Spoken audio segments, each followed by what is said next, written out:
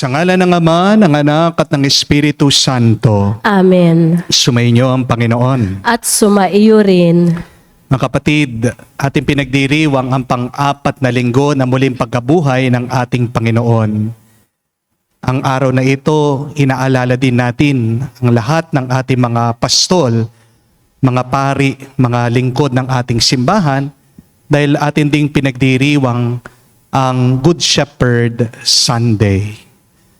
Hinihiling ko din po sa inyo na isama niyo ako sa inyong dasal dahil akin ding sinaselebrate ang aking 41st birthday. Mga kapatid, kailangan natin ng mga pari, mga lingkod sa simbahan. Dahil kung wala ang pari, kung wala ang pinuno, walang magpapastol, walang mag-aalaga, walang magagabay sa katawan ni Kristo. Para maging matatag, malakas ang bawat pastol ng simbahan, hilingin natin sa Diyos na sila'y punuin niya ng tuwa at ng galak. Mas makakapaglingkod ng mabuti ang isang pastol pagpuno siya ng pasasalamat sa kanyang puso. The more grateful you are, the more you can serve better. At tayo ding lahat, matuto tayong magpurit magpasalamat sa Diyos. Kahit na gaano pakahirap ang ating buhay, kahit na marami tayong mga pagsubok na pinagdadaanan, dahil pag marunong kang tumanaw ng utang na loob sa Diyos, diyan mapupuno ka ng tuwa at sa tuwa magkakaroon ka ng lakas para pagpatuloy mo ang iyong buhay.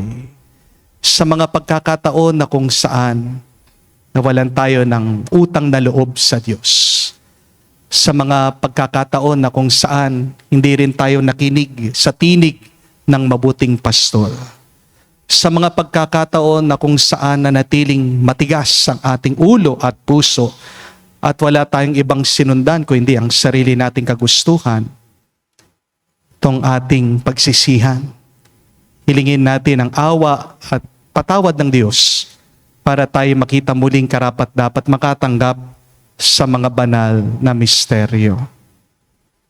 Inaamin ko Sa makapangyarihang Diyos at sa inyo mga kapatid, na lubha akong nagkasala sa isip, sa salita, sa gawa, at sa aking pagkukulang. Kaya isinasamo ko sa mahal na Birheng Maria, sa lahat ng mga anghel at mga banal, at sa inyo mga kapatid, na ako'y ipanalangin sa Panginoong ating Diyos. kawan tayo na makapangyarihang Diyos, patawarin tayo sa ating mga kasalanan at patnubayan tayo sa buhay na walang hanggan. Amen.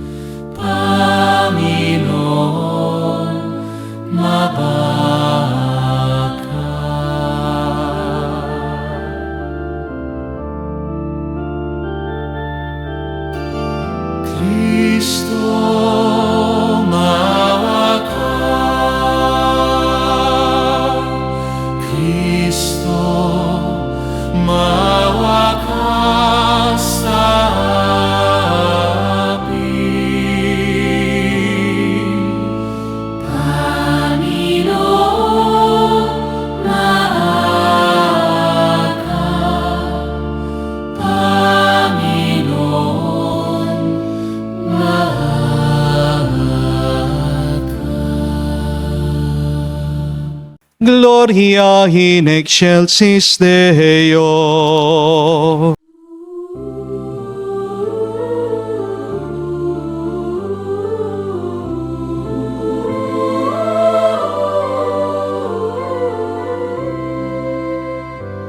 Luwalhati sa Diyos sa kaitaasan, kaloob sa lupa ay kapayapaan. Pinupuri ka at ipinagdarangal, sinasamba ka dahil sa dakila mong kaluwalhatian.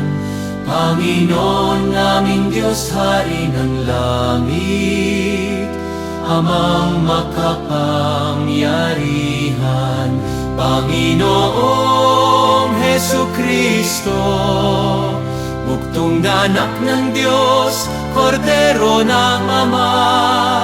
Ikaw na nag-aalis ng mga kasalanan ng sanlibutan. Tanggapin mo ang aming kahilingan, ikaw na nanuluklok sa kanan ng Ama. Maawa ka sa amin, ikaw lang amang manal, Panginoong Hesukristo, kasama ng Espiritu, sa luwalhati ng Ama. Amen, amen, amen, amen. Manalangin tayo.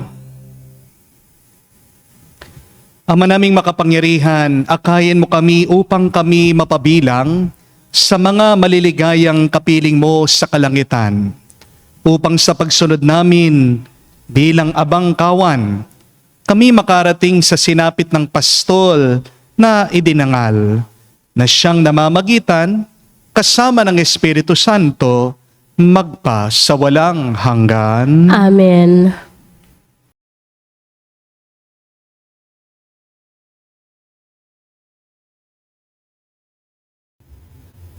Pagbasa mula sa mga gawa ng mga apostol. Noong araw ng Pentecostes, tumayo si Pedro at ang 11 apostol at nagsalita siya ng malakas. Dapat malaman ng buong Israel na itong si Jesus na ipinako ninyo sa krus, siya ang ginawa ng Diyos na Panginoon at Kristo.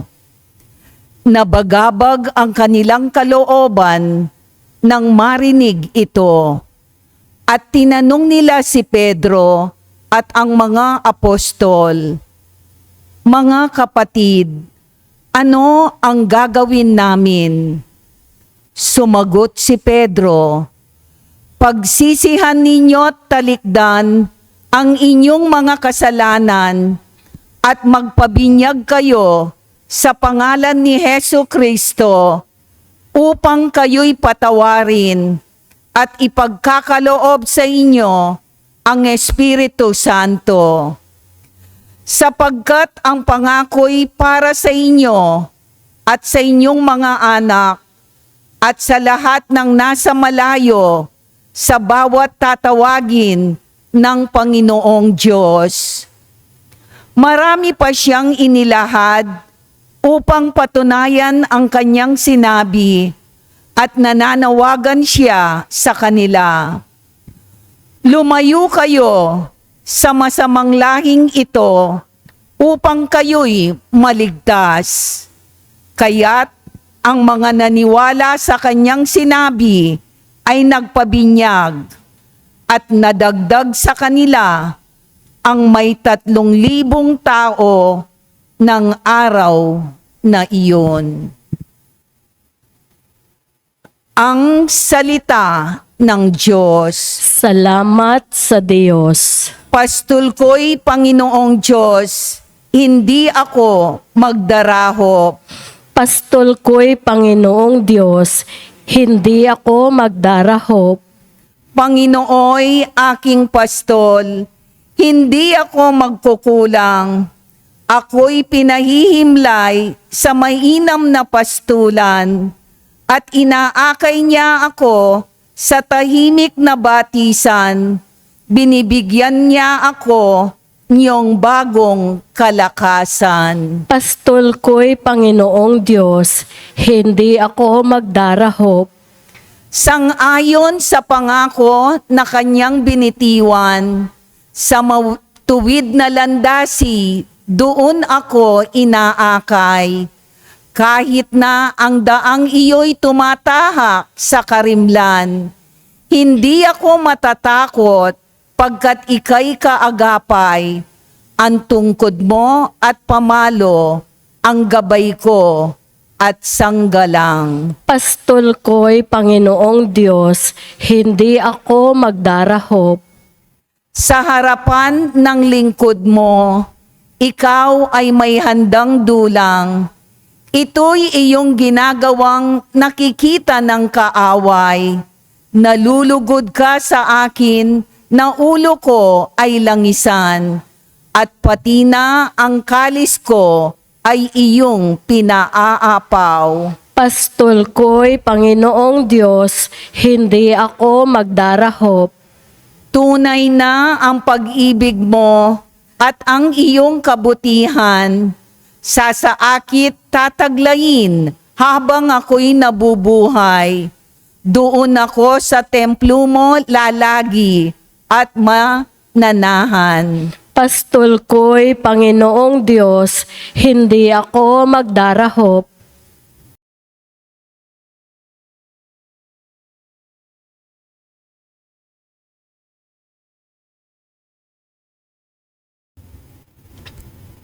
Pagbasa mula sa unang sulat ni Apostol San Pedro. Mga pinakamamahal ko, pagpapalain kayo ng Diyos kung kayo'y maparusahan sa paggawa ng mabuti. Ang pagtitiis ng hirap ay bahagi ng pagkapairang sa inyo ng Diyos, sapagkat nang si Kristo ay magtiis para sa inyo, binigyan niya kayo ng halimbawang dapat tularan. Hindi siya gumagawa ng anumang kasalanan o nagsinungaling kailanman. Nang siya'y alipustain, hindi siya gumanti. Nang siya'y pahirapan, hindi siya nagbanta. Nanalig siya sa Diyos na makatarungan sa kanyang pagkamatay sa krus. Dinala niya ang bigat ng ating mga kasalanan upang tuluyan na nating iwan ang pagkakasala at mamuhay ayon sa kalooban ng Diyos. Kayo'y gumaling sa pamamagitan ng kanyang mga sugat, sapagkat nagkawatak-watak kayo, gaya ng mga tupang naligaw, ngunit tinipon kayong muli ng pastol at tagapangalaga ng inyong mga kaluluwa. Ang salita ng Diyos. Salamat sa Diyos.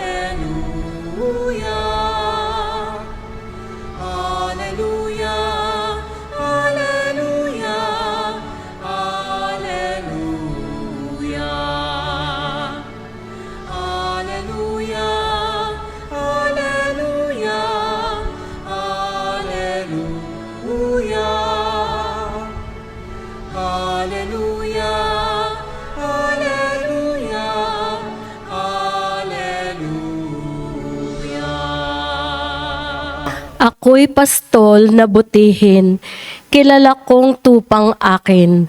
Ako'y kilala nila rin. Aleluya, aleluya. Sumainyo ang Panginoon. At sumaiyo rin. Ang mabuting balita ng Panginoon ayon kay San Juan. Papuri sa iyo, Panginoon. Nung panong yun sinabi ni Jesus, tandaan ninyo ito, ang pumapasok sa kulungan ng mga tupa nang hindi sa pinto dumadaan ay magnanakaw at tulisan.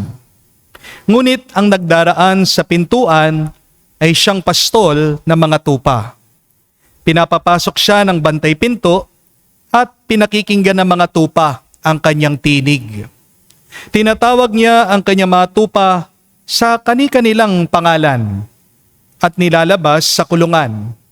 Kapag nailabas na, siya'y nangunguna sa kanila at sumusunod naman ang mga tupa, sapagkat nakikilala nila ang kanyang tinig. Hindi sila sumusunod sa iba, bagkus hindi sila sumusunod sa iba, bagkus pangay patakbong lumalayo, sapagkat hindi nila nakikilala ang kanyang tinig. Sinabi ni Jesus ang talimhagang ito, ngunit hindi nila nauunawaan ang ibig niyang sabihin. Kaya't muling sinabi ni Jesus, tandaan ninyo, ako ang pintuang dinaraanan ng mga tupa. Ang mga nauna sa akin ay mga magnanakaw at mga tulisan. Ngunit hindi sila pinakinggan ng mga tupa. Ako ang pintuan. Ang sino man pumapasok sa pamamagitan ko'y maliligtas. Papasok siya at lalabas at makakatagpo ng pastulan. Kaya lamang pupunta rito ang magnanakaw ay upang makapagnakaw, pumatay at magwasak. Naparito ako upang ang mga tupay magkaroon ng buhay, isang buhay na ganap at kasiya-siya. Mga kapatid, ang mabuting balita ng ating Panginoon. Pinupuri ka namin, Panginoong Hesukristo. Magandang araw po muli sa inyong lahat. Bago po ang lahat, ako po ay nagpapasalamat sa inyong lahat sa mga nagigirit sa akin, sa aking araw ng aking kapanganakan, sa aking birthday ngayon. At sa mga nagtatanong po, ano daw pong aking gustong birthday gift? Perahan nyo na lang po.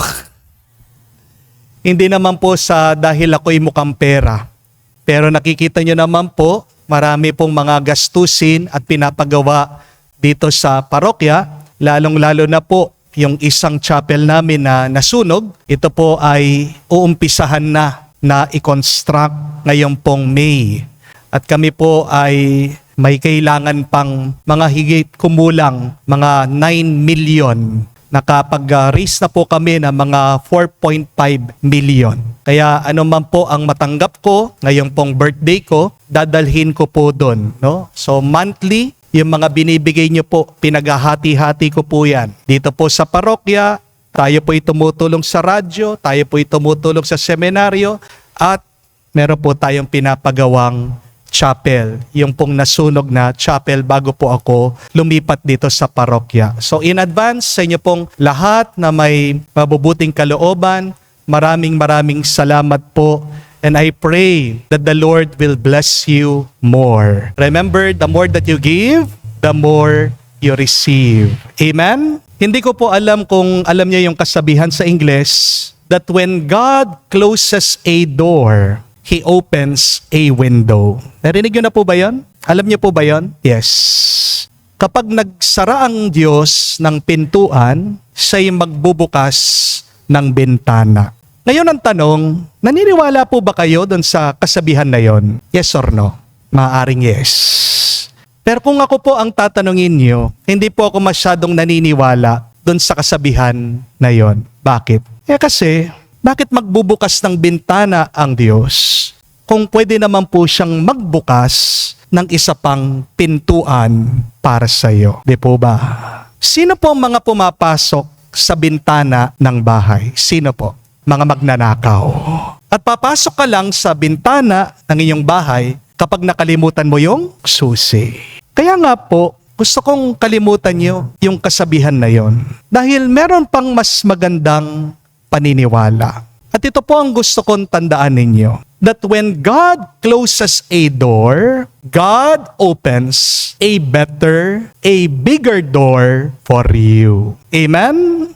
Yan yung mas magandang paniniwala. Kapatid, Tanong lang po, bakit ba minsan ang Diyos nagsasara ng pintuan sa iyong buhay? Bakit meron tayong mga hinihingi pero hindi niya agad binibigay? Bakit meron mga pagkakataon sa ating buhay na ang sagot niya ay hindi or no? Aminin po natin, kapag no ang sagot ng Diyos, nasasaktan tayo. Amen? Pakiramdam po natin kapag tinatanggihan niya tayo, iniiwan niya tayo, kala natin hindi tayo mahal ng Diyos. Pero mga kapatid, mali ang basa natin sa no ng Diyos. Because no, spell no, N-O, is actually an acronym. N-O, tandaan niyo po ito ha, ang ibig sabihin, new opportunity. Kayo nga po, new opportunity. N-O, no, also means new option. Kayo nga po, new option. Tandaan niyo po, bakit minsan ang sagot ng Diyos sa iyo ay no o hindi minsan? May 3 dahilan. Una, ang no ng Diyos ay hindi po rejection. Ito po ay redirection. Kapag ang pintuan sinara ng Diyos, hindi ibig sabihin tinataboy ka niya. Ibig lang sabihin, nililihis ka niya sa panganib.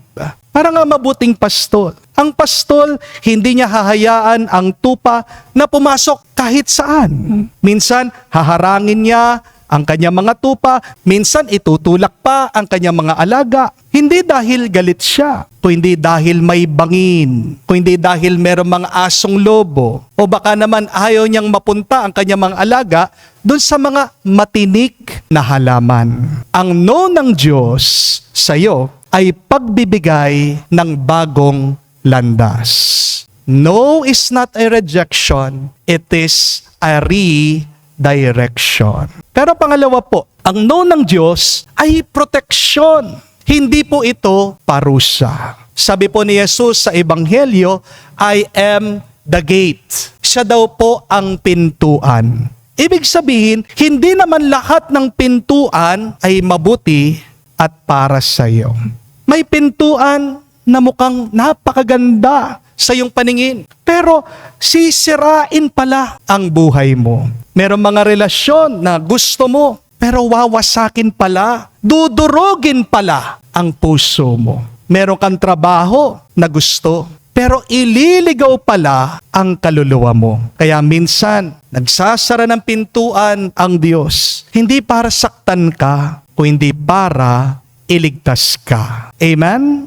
Pangatlo po, ang no ng Diyos ay paanyaya para pumasok sa tamang pintuan. Kapatid, aminin natin. Minsan at madalas, pumapasok tayo sa mga maling pintuan. Pintuan ng shortcut, pintuan ng kasalanan, pintuan ng bisyo, pintuan ng pride, pintuan ng maling relasyon. At kapag hindi tayo pinapasok doon, huwag kang magtatampo sa Diyos. Pero ang totoo, hindi ka nawawalan. Nililigtas ka lang niya. Dinadala ka ng Diyos sa mas magpapabuti pa sa iyo. At kung man nagkamali ka na pinasukan na pintuan, pwede ka pa naman lumabas. Hindi po ba? Di bali nang bumaba ka sa iyong sinakyan na bus o jeep, kung nagkamali ka ng sakay, kesa naman dun sa nakarating ka dun sa lugar na hindi mo naman dapat puntahan. Di po ba? Kung ipipilit mo ang pagkakamali mo, ano mangyayari sa iyo? Mapapalayo ka lang. Magsasayang ka ng oras, ng panahon, ng lakas. Maliligaw ka at baka mas masaktan ka pa. Kaya nga po mga kapatid, sa susunod na maririnig niyo po ang no ng Diyos. Huwag kang magtatanong agad, Lord, bakit ayaw mo ako? Ang itanong mo sa Diyos, Lord, saan mo ba ako dinadala? Meron po akong nakausap, isang OFW. Kwento po niya, sabi po niya sa akin, 3 beses daw po siyang sumubok na mag-abroad. Pero yung paraan niya, hindi po legal. Sumasama po siya doon sa mga tour, sa mga pilgrimage. At pagkatapos po, magpapaiwan siya. Hindi po niya sasabihin sa mga kasamahan niya na siya po ay aalis at maiiwan doon sa bansa, makikipagtrabaho. Pero ano po nangyari? 3 beses din po siyang nahuli. 3 beses din po siyang pinauwi. Isipin niyo po yun, pagod, gastos, nakakahiya, umuwi siya dito sa Pilipinas. Walang dala. At sabi po niya, na-trauma daw po siya. Kayo ba naman ang makulong sa ibang bansa? Wala kang kakilala, hindi mo maintindihan yung lingwahe nila. At para bang nawalan daw po siya ng pag-asa. Pakiramdam niya, parang pinagsarhan daw po siya ng langit. Pero kahit na napakasakit, napakahirap at napakabigat ng kanyang naranasan, hindi daw po siya tumigil. Sa halip na sumuko, nagpursige siya. Naghanap siya ng tamang paraan. At sinubukan po niya yung legal na proseso sa pangingibang bansa. Opo, mahaba, mahirap, minsan mabagal, pero alam niya nangyari sa wakas, natuloy din siya. At dito po nagsimula yung totoong kwento ng biyaya. Pagdating daw po niya sa ibang bansa, may nakilala po siyang isang amo. At hindi lang po basta't employer sa kanya. Itong nakilala niyang amo, parang naging mabuting pastol sa kanya. Tinulungan daw siya, pinag-aral siya, inalagaan siya ng husto, hanggang dun sa natapos po siya, ayon, mas gumanda po yung kanyang buhay. At ngayon, siya pa daw po yung tumutulong sa mga ibang kababayan natin na nandoon sa abroad. Mga kapatid, tingnan niyo na po yung nangyari. 3 beses po siyang pinagsarhan ng pintuan.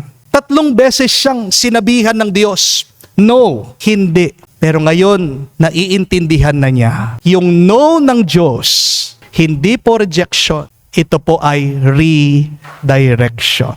Kung nag-yes ang Diyos, dun sa una niyang plano, baka napahamak lang siya, baka naabuso lang siya, baka nasira ang buhay niya. Pero dahil nagsara ang pintuan, dinala siya ng Diyos doon sa tamang daan, doon sa tamang proseso, sa mga tamang tao, sa tamang pagpapala.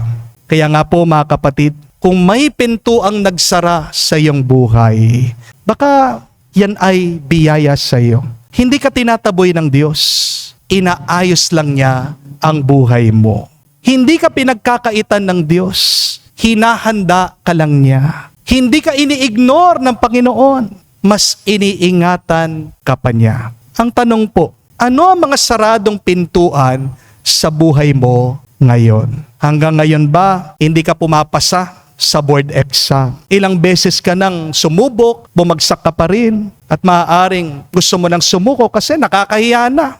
Pero baka sinasabi ng Diyos sa iyo, anak, hindi pa ito ang tamang panahon. Hinahanda pa kita. Hanggang ngayon ba, mga ilan po sa inyo, paulit-ulit na nalulugi sa negosyo? Hanggang ngayon, patong-patong ang kanilang mga utang. Baka sinasabi ng Diyos sa iyo, anak, hindi pa ito ang tamang panahon para ikaw ay umunlad, magtagumpay. Kasi tuturuan kitang magpahalaga sa pera. Tuturuan kita maging mas matatag ang iyong karakter.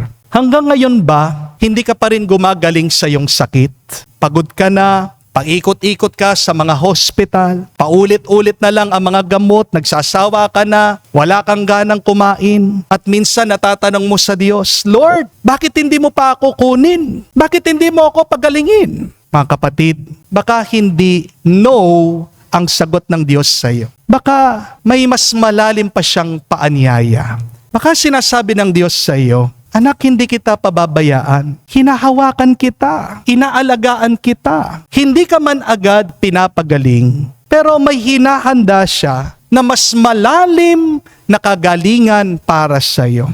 Tandaan po natin, hindi naman lahat ng himala ay instant healing. May himala po na paunti-unti na pagbabago. May himala po sa pagbibigay ng lakas ng loob sa iyo, gitna ng iyong sakit.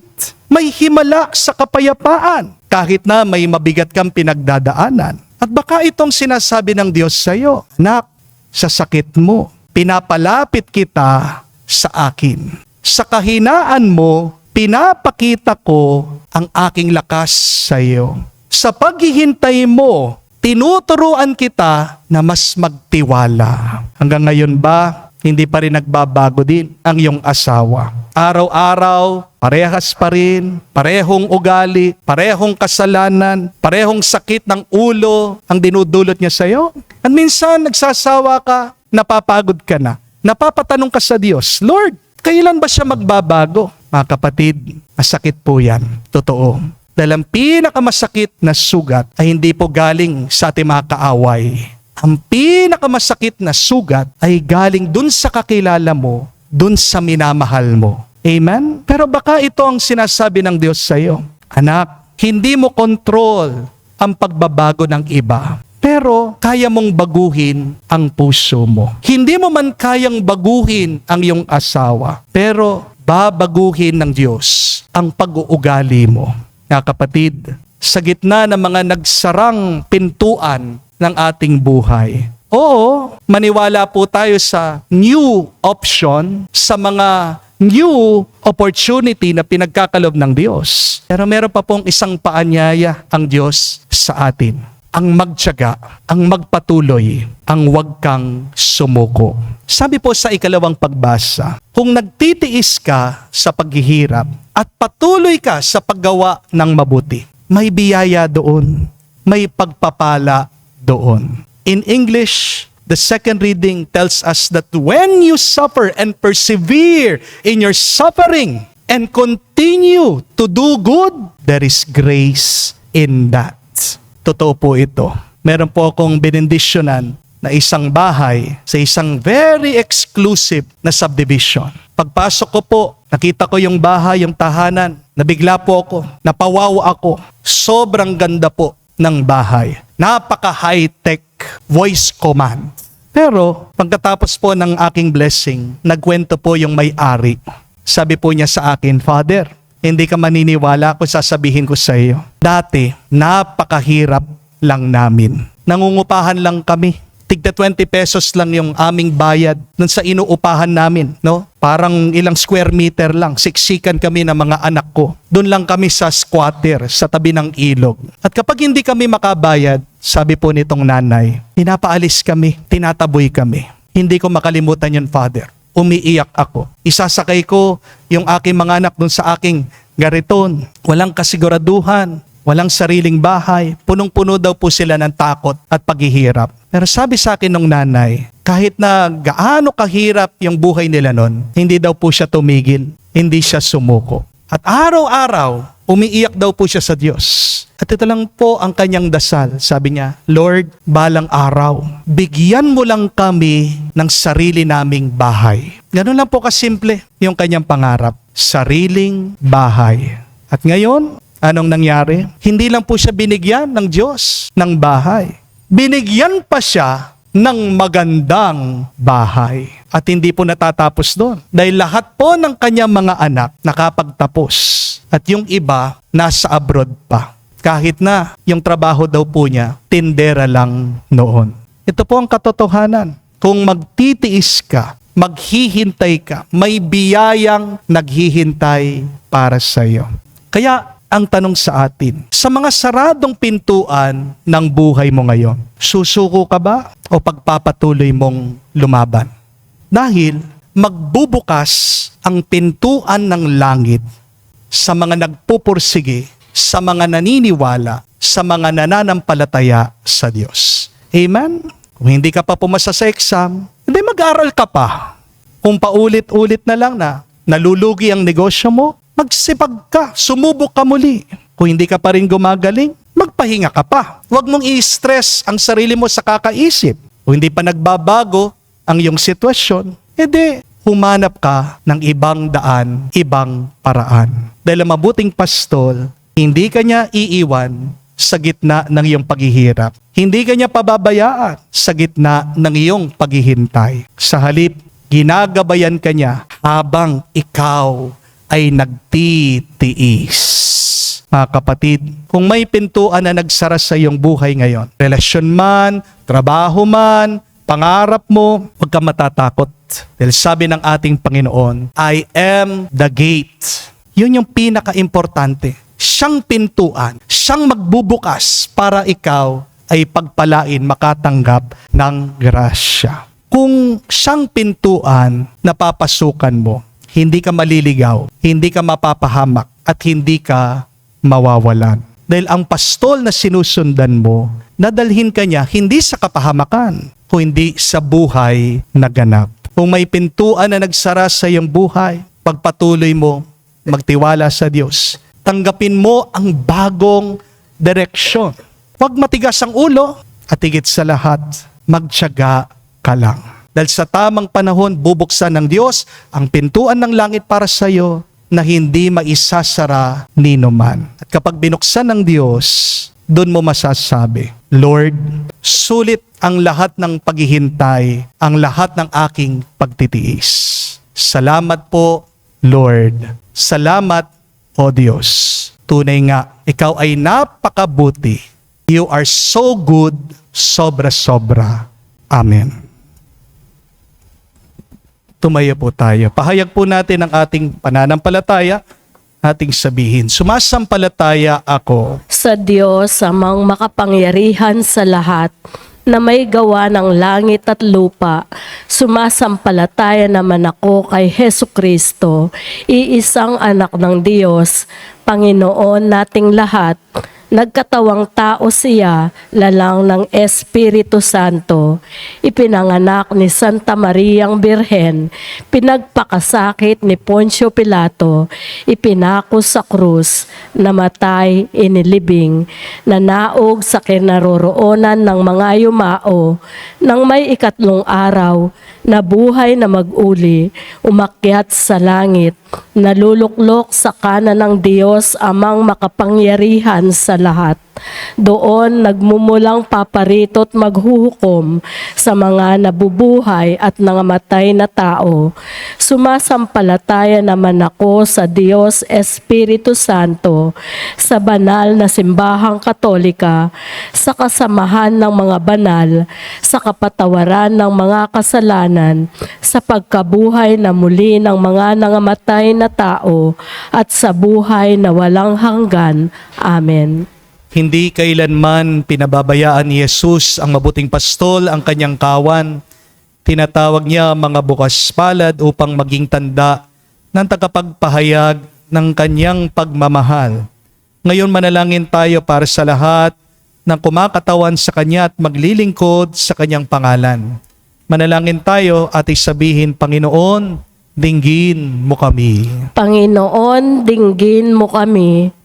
Para sa buong simbahan, naway pagpalain siya ng maraming banal at bukas palad na mga pari at relihiyoso at ng mga lalaki at babaeng nakatalaga sa Panginoong magbibigay inspirasyon sa mga tao na lumapit sa Diyos sa pamamagitan ng kanilang halimbawa.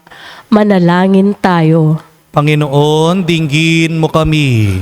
Para sa Santo Papa, sa ating mga obispo at mga pari, naway maging buhay na tanda sila ng pagtitiis, mahinahong pag-aaruga, at tapat na pagmamahal ng Diyos para sa lahat ng kanyang bayan. Manalangin tayo. Panginoon, dinggin mo kami. Para sa lahat ng magulang, guro at mga pinuno ng pamahalaan, naway manatili silang tapat sa kanilang misyon, nagabayan at itaguyod ang kabutihan ng mga taong ipinagkatiwala sa kanilang pangangalaga. Manalangin tayo. Panginoon, dinggin mo kami. Sa katahimikan po ng ating puso, banggitin natin, sabihin natin sa Diyos ang ating mga personal na pangangailangan. Panginoong Yesus, magsugo ka ng mga banal na pari, reliyoso at mga lalaki at babaeng nakatalaga sa iyo upang maging mga pastol ng iyong simbahan. Tulad mo ang mabuting pastol, naway ipagpatuloy nila ang iyong gawain ng pagmamahal at habag at magabayan kami tungo sa kabanalan. Ikaw na nabubuhay at naghahari, magpakailanman. Amen.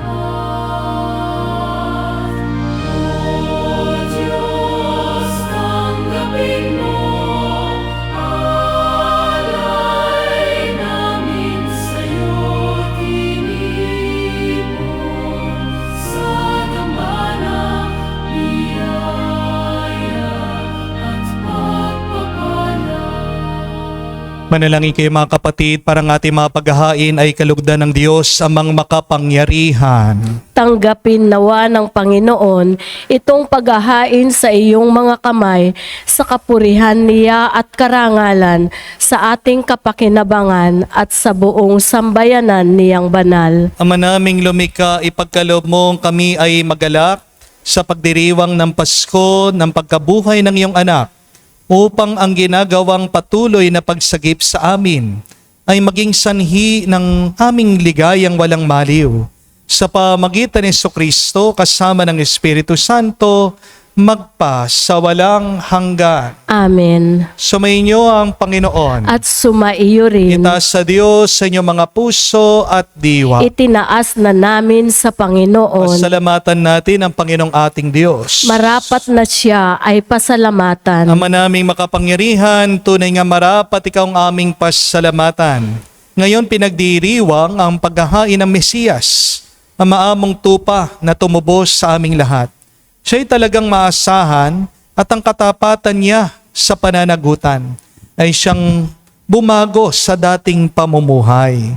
Sa sangkatauhang namihasa sa pagkasalawahan, ang dangal ng tao ay ganap na tinampok upang mamana namin sa pakikipagkapatid kay Jesus. Kaya kaisa na mga anghel nagsisiawit ng papuri sa iyo. Nang walang humpay sa kalangitan kami nagbubunyi sa iyong kadakilaan.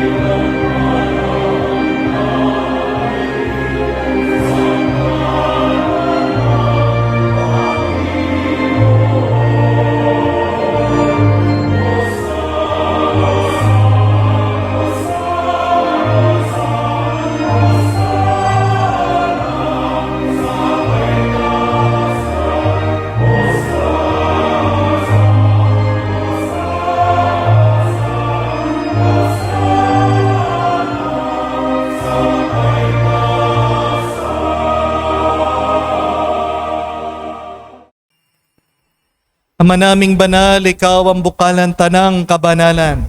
Kaya't sa pamagitan ng iyong Espiritu, gawin mong banal ang mga kaloob na ito upang para sa amin maging katawan at dugo ng aming Panginoong Hesukristo. Bago niya pinagtiis ang kusang loob na maging handog, hinawakan niyang tinapay, pinasalamatan kanya. Pinaghati-hati niya iyon, inabot sa kanya malagad at sinabi, "Tanggapin ninyong lahat ito at kanin. Ito ang aking katawan na ihahandog para sa inyo."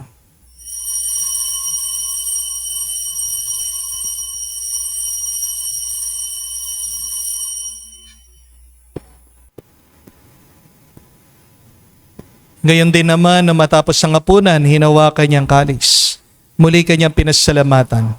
Nabot niya ang kalis sa kanyang malagad at sinabi, "Tanggapin niyong lahat ito at inumin. Ito ang kalis ng aking dugo, ng bago at walang hanggan tipan. Ang aking dugo na ibubuhos para sa inyo at para sa lahat, sa ipagpapatawad na makasalanan. Gawin ninyo ito sa pag-alaala sa akin."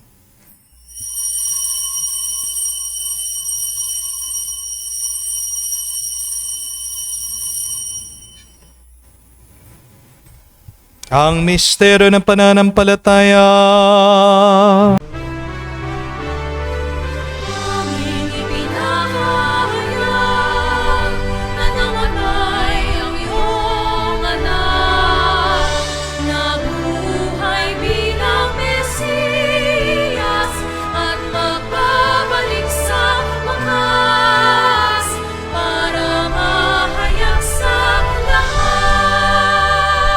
Ama, ginagawa namin ngayon ang pag-alaala sa pagkamatay at muling pagkabuhay ng iyong anak.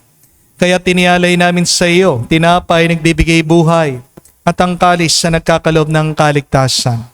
Kami nagpapasalamat dahil kami yung minarapat na tumayo sa harap mo para maglingkod sa iyo. Sinasamo namin kami magsalo-salo sa katawan at dugo ni Kristo ay mabuklod sa pagkakaisa sa pamagitan ng Espiritu Santo. Amalingapin mong yung simbahan laganap sa buong daigdig. Puspusin mo kami sa pag-ibig. Kaisa ni Leon ang aming Santo Papa, si Florentino aming Arsobispo at ng Tanang Kaparian. Alalahanin mo rin ang aming mga kapatid na nahimlay. May pag-asang sila'y muling mabubuhay. Gayon din naman lahat ng mga pumanaw. Kawan mo't sila't patuloyin sa iyong kaliwanagan. Kawan mo't pagindapatin kaming lahat. Makasalo sa iyong buhay na walang wakas. Kaisa na mahal na Birhen Maria, Ina ng Diyos. Kaisa ni San Jose, ang kanyang malwalhating esposo. Kaisa ng mga apostol at lahat ng mga banal na namuhay dito sa daigdig na kalugod-lugod sa iyo. May pagdiwang nawa namin ang pagpupuri sa ikararangal mo sa pamagitan ng iyong anak, aming Panginoong Hesukristo. Sa pamamagitan ni Kristo, kasama niya at sa Kanya, ang lahat ng parangal at papuri ay sa iyo, Diyos Ama, makapangyarihan, kasama ng Espiritu Santo, magpasawalang hanggan. Amen. Amen. Amen. Amen. Amen. Amen. Sa nakagaling na utos at turo ni Jesus sa Panginoon natin at Diyos, ipahayag natin ng lakas loob.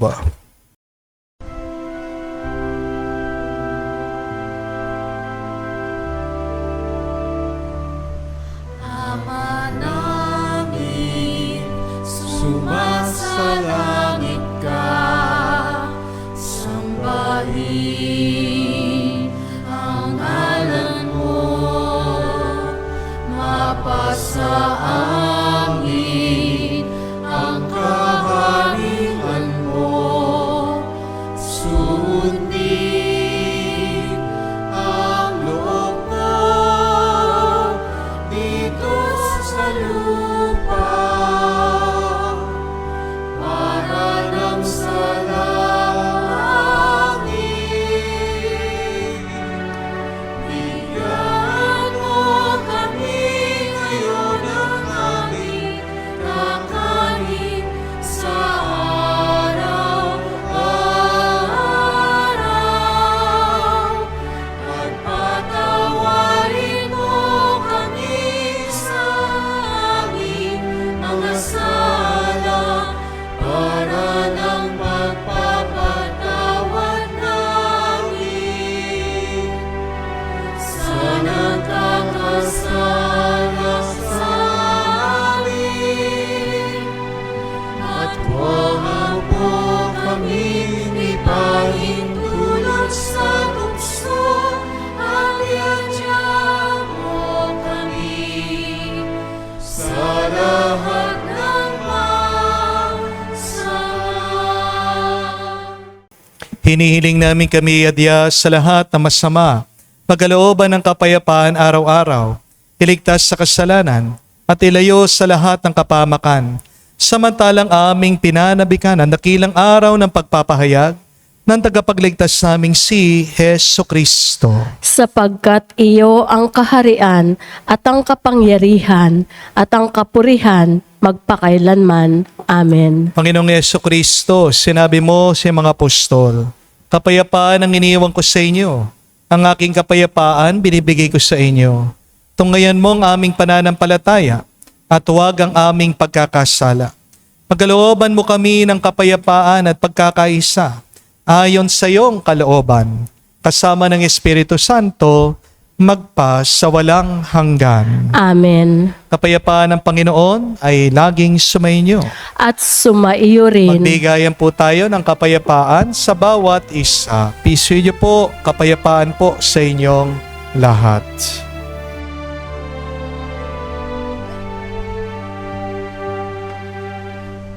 Cordero ng Diyos na nag-aalis ng mga kasalanan ng sanlibutan, maawa ka sa amin. Maawa ka sa amin.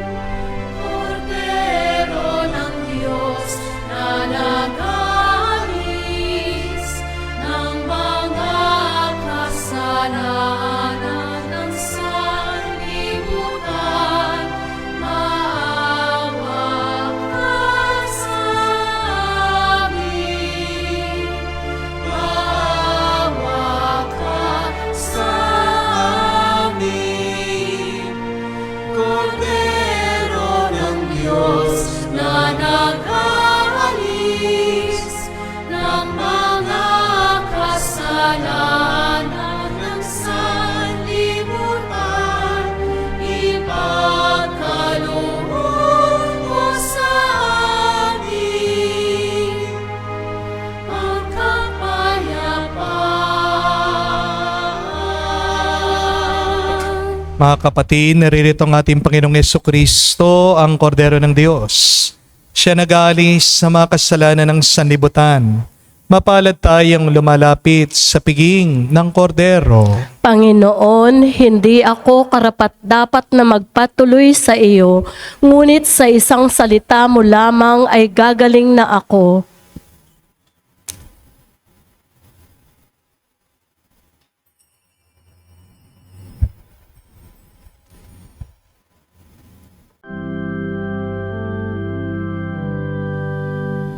Ang Panginoon ang aking tamlaw,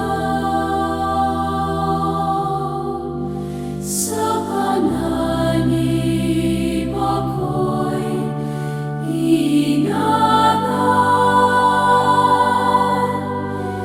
Kanino ako masisindang matatakot kung ako'y laging nasa piling niya? O Diyos, pakinggan mo ang aking tawag at sa aking maawa't mahabag.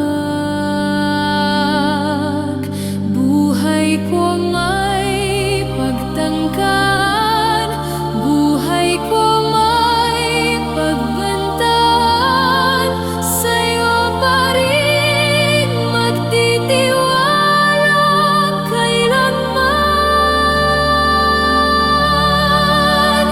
Ang Panginoon ang aking tamlaw, sa panganib ako'y ingatan. Kanino ako masisindang matatakot kung ako'y laging nasa piling niya?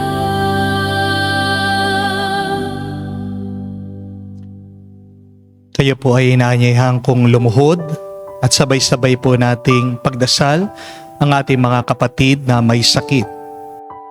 Panalangin para sa mga may sakit. Panginoong Hesus, lumalapit po kami sa iyo ngayon upang idulog ang kagalingan ng mga may sakit. Haplusin niyo po sila at pagkalooban ng panibagong lakas upang sila ay muling makapaglingkod sa iyo. Patawarin niyo po sana sila sa kanilang mga kasalanan at pagkalooban din ng kagalingang pangkaluluwa. Sa katahimikan po ng ating puso, sabihin natin sa Diyos ang pangalan ng ating mga kapatid na humihiling ng mabilis na kagalingan.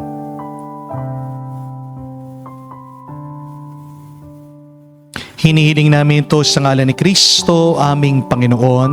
Amen. Panalangin para sa mga OFW. Ama, pinapanalangin namin sa iyong natatanging kahilingan ng lahat ng mga nagtatrabaho sa ibang bansa. Tulungan mo sila bawat sandali ng kanilang buhay habang nasa ibang bansa. Palakasin mo sila kapag pinanghihinaan sila ng kalooban. Pagalingin mo sila sa tuwing nagkakasakit. Aluin mo sila kapag nalulungkot sila. Ilayo mo sila sa namang masama at kapahamakan upang magpatuloy sila lagi sa kanilang buhay.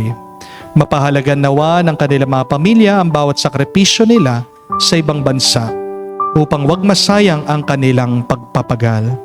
Kawan at pagkalooban mo ng biyaya ang lahat ng mga OFW dahil sa iyo lamang aasa at wala ng iba pa. Ang lahat ng ito ay aming sama-samang panalangin sa ngalan ni Jesus. Amen. Banal na mukha ni Jesus. Kaawaan mo kami. Tumayo po tayo. Manalangin tayo. Ama namin mapagmahal, ikaw ang butihing pastol na nagtataguyod sa amin. Kaya't kaming kawan mo ay iyong tangkilikin, pakundangan sa dugo ng anak mong dumanak, upang kaming lahat ay iyong mailigtas.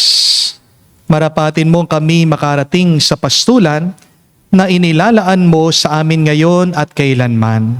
Sa pamagitan ni Jesucristo kasama ng Espiritu Santo, magpa sa walang hanggan. Amen.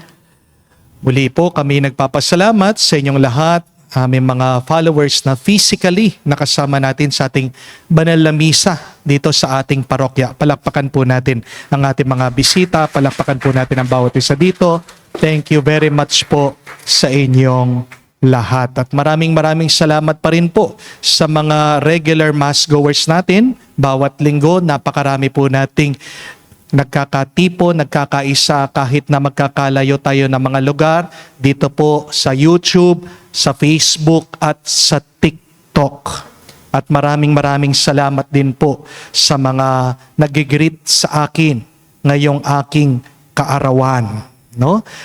Pagdasal niyo po na manatili po akong healthy. I am already 41 years old. Pero pag nakikita po nila ako in person, sinasabi, Father, ang bata niyo pa pala, ang bata ng itsura niyo, no? Mukha lang po akong bata, but I feel old inside, no? Nakakatanda po ang pagpapari, no? Dahil marami pong obligasyon, maraming trabaho, marami pong stress, no, sa parokya. Kaya po kailangan ko ang inyong panalangin, no? Sabi nga po nila that maintenance begins at 40. 41 na po ako. So pagdasal niyo po na maalis ko yung aking mga ibang maintenance dahil nag-umpisa po akong ulit mag-exercise para maging healthy ang aking pangangatawan, para pag healthy po ako, mas makakapaglingkod ako sa inyo ng mas mabuti. Amen? Muli po mga kapatid, tandaan niyo na kapag may sinarang pintuan ng Diyos, meron siyang bubuksan mas maganda, mas malaking pintuan. Hindi po nagbubukas ng bintana ang Diyos. Kasi hindi ka naman magnanakaw. Hindi po ba? Anak ka niya. Mahal ka niya. At kapag mahalaga ang isang tao, hindi mo siya pahihirapan. Hindi po ba? Yung mga no ng Diyos, N-O, ibig sabihin, new opportunity. N-O means new option. May bagong pagpapala, may bagong daan, may bagong grasyang binibigay ang Diyos sa iyo. And remember that God's no is first redirection. Second, it is His protection. But third, it is His correction. Pag sinabi ng Diyos, hindi, itinutuwid ka lang niya dun sa tama, sa mas magandang sitwasyon na mas magpapabuti pa at mas magpapabanal pa sa'yo. Kaya huwag sasakit ang loob mo, magpasalamat ka. Ano yung mga saradong pintuan na nandyan ngayon sa iyong buhay? Be grateful. Lord, salamat po. Sinara niyo ito. Lord, salamat po. Hindi kayo pumayag. At manatili kang umasa sa Diyos. Sumainyo ang Panginoon. At sumaiyo rin. At kayo'y pagpalain ng Diyos, makapangyarihan sa lahat, sa ngalan ng Ama, ng Anak, ng Espiritu Santo. Amen. Ang ating misa ay natapos na. Humayo kayo sa kapayapaan ni Kristo. Salamat sa Diyos.